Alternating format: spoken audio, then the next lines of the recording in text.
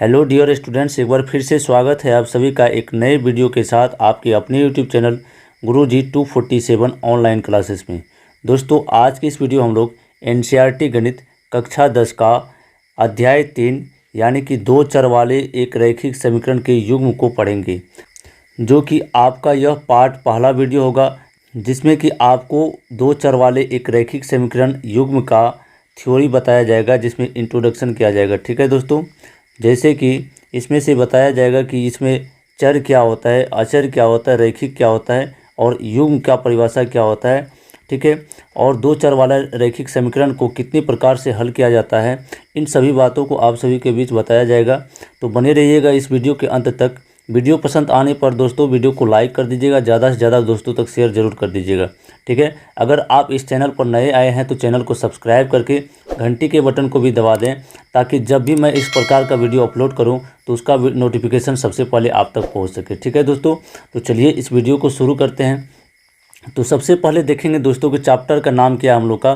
Chapter number 3 में है, जो कि दो चर वाले रैखिक समीकरण युग्म है। ठीक है, इसमें से देख लेंगे जो शब्द का प्रयोग हुआ है, जो शब्द का प्रयोग हुआ, जैसे कि ये चर हो जाता है और रैखिक हो गया और युग्म हो गया, ये सभी क्या क्या है। ये एक नया शब्द लग रहा है, तो इन सभी शब्दों का परिभाषा देख लेंगे क्या होता है। इन सभी शब्दों के बारे में वाकिफ हो जाएंगे कि क्या होता है इसका परिभाषा। ठीक है दोस्तों, तो सबसे पहले हम लिखे हैं कि चर क्या होता है। ठीक है, चर देखिए, चर जिसका मान हमेशा परिवर्तित होते रहता है ना, जैसे कि एक्स वाई जेड, इन सभी का मान हमेशा परिवर्तित होते रहता है। जैसे कि कोई समीकरण हो जाता है, जैसे 4x + 6y + 6 = 0 ले लेते हैं, =0 ले लेते हैं। तो इसमें क्या होता है कि x का मान कुछ आएगा और y का मान कुछ आएगा। लेकिन फिर से अगर यहीं पर समीकरण अगर चेंज हो जाए, जैसे कि 5x + 9y = 7 रहे, तो यहाँ पर x y का मान अलग अलग आएगा। ठीक है, तो कहने का मतलब ये हुआ कि जिसका मान हमेशा क्या होता है, परिवर्तित होते रहता है, उसे चर कहते हैं। जैसे एग्जाम्पल में x y z इत्यादि, है ना। तो आगे चलते हैं। आगे है हम लोग का अचर। अचर क्या होता है कि जो कभी नहीं परिवर्तित होता है, मतलब जिसका मान कभी नहीं परिवर्तित नहीं होता है, तो उसको अचर कहते हैं। ठीक है ना दोस्तों, जैसा कि यहाँ पर परिभाषा लिखा हुआ है आप लोग का, जिसका मान बदलता नहीं है उसे क्या कहते हैं, अचर कहते हैं। जैसे सभी संख्याएं होगी, संख्या कहने का मतलब ये हो गया कि जैसे यह 3 है तो 3 को हम लोग 3 ही बोलेंगे, ये कभी बदलेगा नहीं। ये 5 है तो 5 को 5 ही रहेगा, ये कभी नहीं बदल सकता, तो इसको क्या कहेंगे, इसको अचर कहेंगे। ठीक है ना, तो इस तरह से आगे का जो परिभाषा है वो है कि रैखिक। रैखिक इसमें क्या होता है, तो रैखिक देखिए, जिसमें घात एक होता है ना, जिसमें घात के रूप में एक हो गया, उसको रैखिक कहा जाता है। जैसे यहाँ 4x + 3y + 7 है, तो इस x और y का जो घातांक है यानी कि घात है, वो कितना कितना है, x के ऊपर में पावर के रूप में यहाँ पर एक है ना, x के ऊपर में पावर के रूप में क्या हो जाएगा, एक हो जाएगा।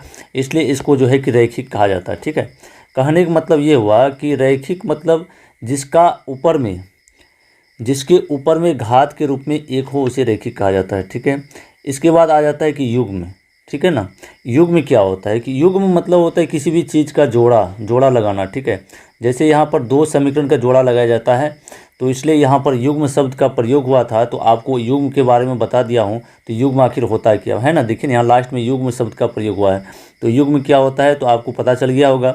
तो इसके बाद चलते हैं दोस्तों कि दो चर वाले रैखिक समीकरण जो है उसका मानक रूप क्या होता है। दो चर वाले रैखिक समीकरण का मानक रूप मतलब स्टैंडर्ड फॉर्म जो है दो चर वाले रैखिक समीकरण क्या होता है, वो इस फॉर्मेट में होता है कि ax + by + c = 0 होता है। ठीक है, इसको अगर इस रूप में रहेगा तो इसको कहेंगे मानक रूप में। कहने मतलब a और b के स्थान पर कुछ भी आ सकता है, a और b के स्थान पर ये बदलते रहेगा, x y लेकिन हमेशा के रूप में रहेगा। ठीक है, इसके बाद चलते हैं कि दो चर वाले रैखिक समीकरण युग्म का मानक रूप। इससे पहले पढ़े थे कि यहाँ पर दो चर वाले रैखिक समीकरण का मानक रूप था, है ना।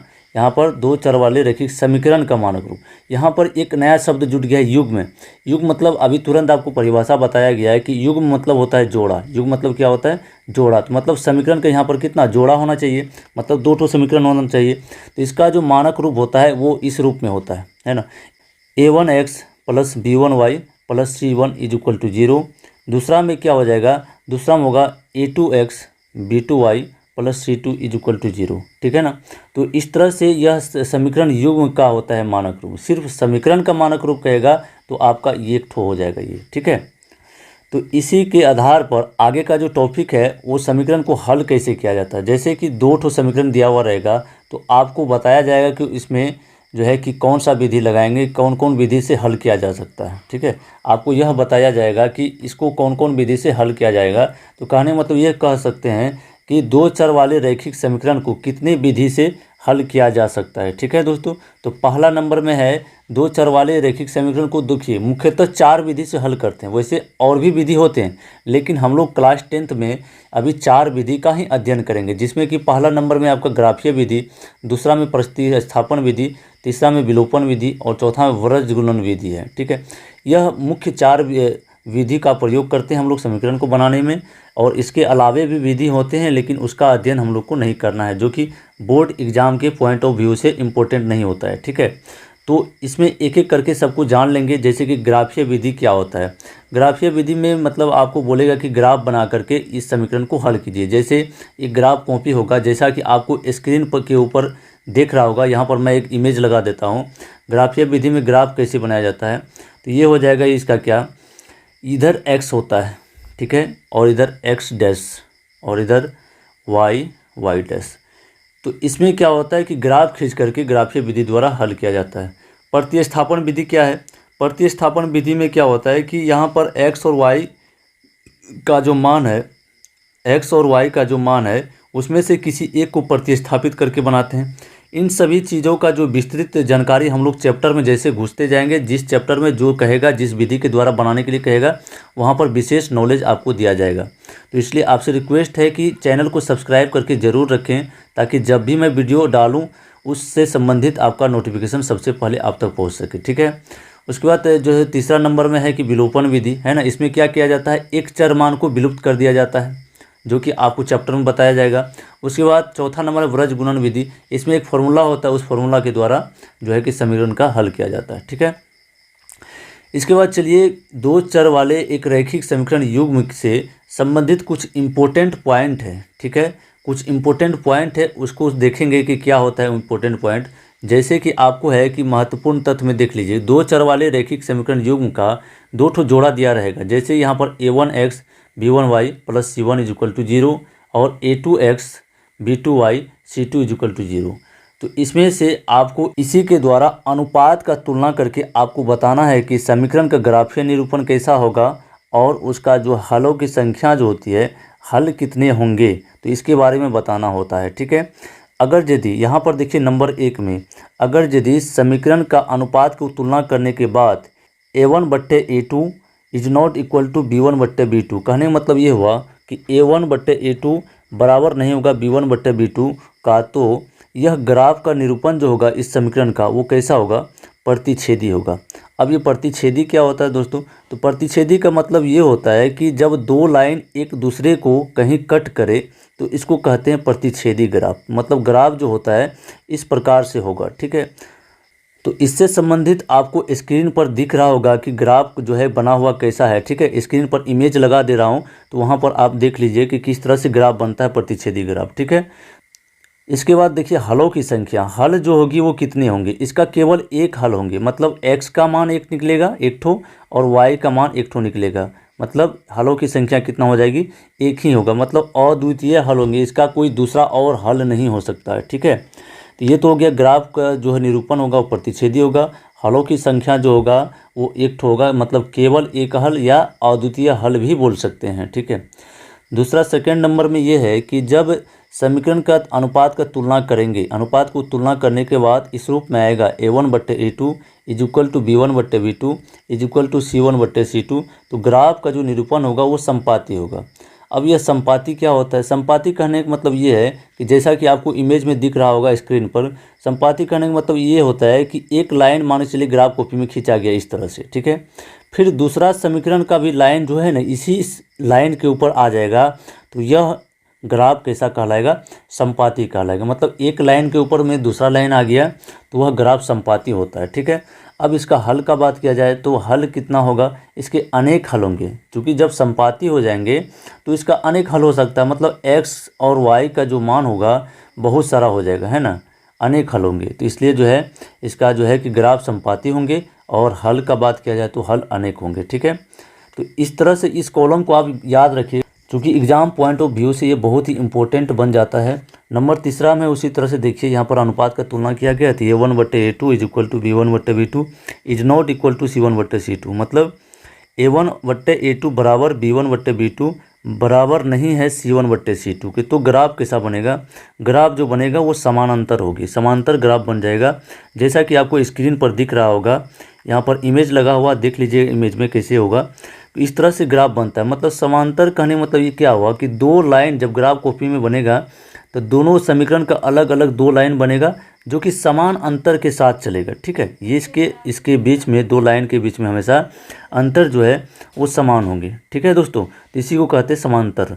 इसका हल का बात किया जाए तो हल जो है इसका एक भी हल नहीं होगा, कहने मतलब ये कि इसका कोई हल नहीं होगा। ठीक है, तो इस तरह से इसका जो है ग्राफ बन जाएगा समांतर और हल इसका कोई हल नहीं होगा। ठीक है, चलिए आगे इसी तरह की एक और इम्पोर्टेंट पॉइंट है, उसको भी याद रखना आप लोगों के लिए बहुत ही ज़रूरी है। ठीक है, तो इसको भी जो है कि आप लिख करके नोट करके याद कर लेंगे, या नहीं तो मैं इसका PDF फाइल आपको डिस्क्रिप्शन बॉक्स में दे दूंगा, वहाँ से भी डाउनलोड करके आप अपने मोबाइल में सेव करके रख सकते हैं। ठीक है, तो चलिए इसमें कह रहा है कि अनुपातों की तुलना कर कैसे पता करेंगे कि दिया गया समीकरण युग्म संगत है या असंगत है। ठीक है, संगत है या असंगत है। संगत मतलब जो कि जिसका हल किया जा सकता है, जिसका हल नहीं हो सकता है उसे असंगत हो जाता है, इसका मतलब यही होता है। ठीक है, तो क्या होता है, देखिए अनुपात का जब तुलना किए यहाँ पर नंबर 1 में, तो क्या हुआ A1/A2 is not equal to B1/B2, इस फॉर्मेट में रहेगा तो समीकरण का जो रूप होगा वो कैसा होगा, वो संगत होगा। ठीक है, नंबर दूसरा में है कि यहाँ पर A1/A2 बराबर B1/B2 बराबर C1/C2, इस रूप में भी रहेगा तो ग्राफ का जो है रूप हो जाएगा वो संगत होगा। ठीक है, मतलब ये दोनों का हल किया जा सकता है। नंबर तीसरा में ये है कि जब अनुपात की तुलना करने के बाद A1/A2 बराबर B1/B2 बराबर नहीं C1/C2 के रहेगा तो यह जो है समीकरण का रूप होगा वो असंगत हो जाएगा। इस तरह से जो है यह 3 प्रकार के कंडीशन बनते हैं, आप इसको याद रखेंगे, एग्जाम पॉइंट ऑफ व्यू से आपका बहुत ही इंपॉर्टेंट है। ठीक है दोस्तों, क्योंकि ये सब प्रश्न आपको ऑब्जेक्टिव में डायरेक्ट पूछ सकता है, तो इसलिए ये फॉर्मेट को आप इस तीनों फॉर्मेट को इसमें याद रखेंगे। बाकी के जो ऊपर में फॉर्मेट आपको दिया गया है, ऊपर में जो प्रारूप दिया गया है, इन प्रारूप को याद रखेंगे, इनसे आपका सवाल भी बनेगा। दूसरा बात ये कि आपका ऑब्जेक्टिव क्वेश्चन भी हल हो जाते हैं। ठीक है, इसके बाद एक लास्ट में एक और पॉइंट है कि व्रज गुणन विधि का जो सूत्र होता है वो क्या होता है, ये आपका चैप्टर में यूज है, तो यहाँ पर आपको करा दिया गया है, फिर भी आप इसको याद रखेंगे। इसका जो सूत्र होता है वो x/B1C2 माइनस B2C1 बराबर में y/C1A2 C2A1। ठीक है, फिर से बराबर में A1B2 माइनस A2B1। अब यह तो बहुत लंबा चौड़ा दिखने में लग रहा है, तो इसको याद रखने का टेक्निक क्या हो सकता है, देखिए दोस्तों गौर करिएगा। इसमें सबसे पहले देखेंगे, सबसे पहले x बट्टा में शुरुआत कहाँ से करेंगे, तो b से शुरू करेंगे, शुरुआत b से करेंगे, तो b से जब शुरू करेंगे तो यहाँ पर लिखेंगे B1C2। ठीक है, b के बाद चूंकि c आता है इसलिए B1 के बाद C2 होगा, चूँकि यहाँ पर 1 का चर्चा हो चुका है तो यहाँ पर 2 होगा। ठीक है, उसके बाद चलिए जस्ट इसका उल्टा कर देंगे, अपोजिट कर देंगे, यहाँ पर B1 लगा हुआ तो आगे क्या होगा, B2C1 होगा, है ना, B2C1 हो जाएगा। तो उसके बाद फिर से बराबर में y बट्टा होगा कितना, यहाँ पर जितना में ख़त्म होता है, जो चीज़ ख़त्म होगा यहाँ पर। ठीक है, देखिए गौर से, यहाँ पर जो चीज़ x के बट्टे में जो चीज़ ख़त्म होगा y के बट्टे में वो चीज़ शुरू हो जाता है। ठीक है, y के बट्टे में वो चीज़ शुरू हो गया, जैसे यहाँ पर C1 ख़त्म हुआ तो C1 से शुरू करेंगे C1A2 माइनस C2A1, चूँकि यहाँ पर 3 ही टर्म होते हैं, A होते हैं, B और C। जब यहाँ पर C ख़त्म हो गया तो आगे चल के फिर से जो है C के बाद A से चलना शुरू करेंगे। ठीक है, आगे C के बाद A से चलना शुरू करेंगे, इसलिए जब यहाँ C1 हुआ तो आगे क्या होगा, A2 हो जाएगा।